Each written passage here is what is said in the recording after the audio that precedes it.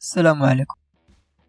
اليوم في هذا الفيديو غنشوف المباريات اللي عند المنتخب ديالنا في هذا التوقف الدولي ديال شهر اكتوبر الحالي اللي غيكون اعدادي لكأس افريقيا المقبل بالكوت ديفوار، اللي غيلعب المنتخب ديالنا فيه جوج ديال المباريات.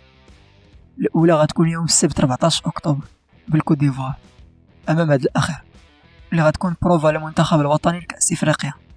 الثانيه غتكون 3 ايام بعد ذلك في يوم 17 اكتوبر اللي غنواجهوا فيها منتخب ليبيريا مدينة أكادير.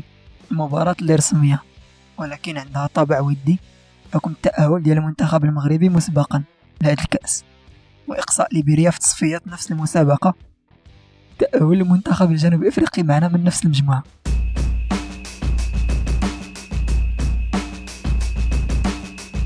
سبورت.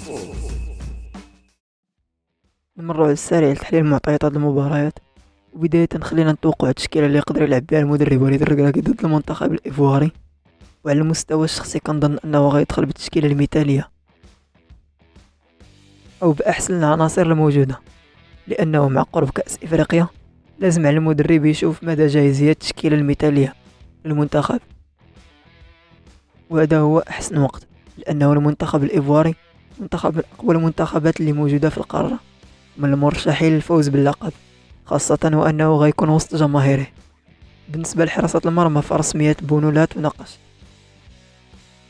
والأظهرة حكيمي في بلاصتو كما متعودين، وبحكم غياب أمرابط وليد الركراكي غيضطر يلعب مزراوي في مركز الارتكاز كما كان دار في مباراة بوركينا فاسو، عطية الله اللي غيكون كظهير أيسر.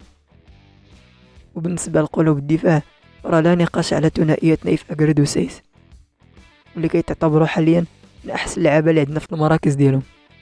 وفي الارتكاز كما قلنا غيكون مزراوي امامه كل من أناحي وسليم أملاح. سليم أملاح ادوار دفاعيه بعض الشيء، وأناحي اللي غيكون 10 كلاسيكي. الاجنحه غيلعب امين عدلي اللي قدم اداء طيب في المباراه الاخيره، وكنظن يقدر يشارك امين حريت كجناح ايسر مكان الزلزولي اللي انخفض المستوى ديالو هاد الفتره.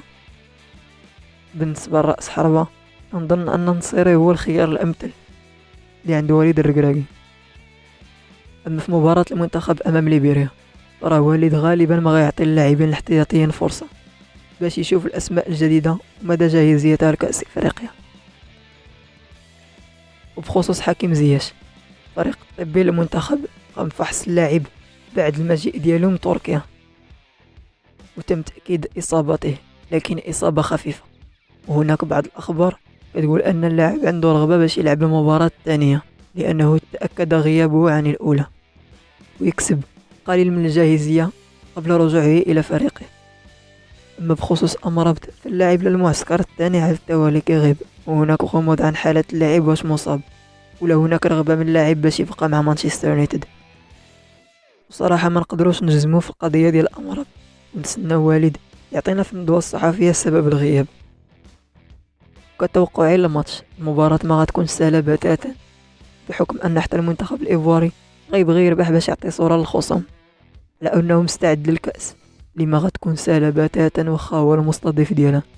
وإن شاء الله تكون شي نتيجة إيجابية للمنتخب، كنا ثقة في وليد الركراكي واللعابة. الختام ما تنساوش تشاركوا المحتوى مع أصحابكم باش تعاونونا. شكرا، السلام عليكم.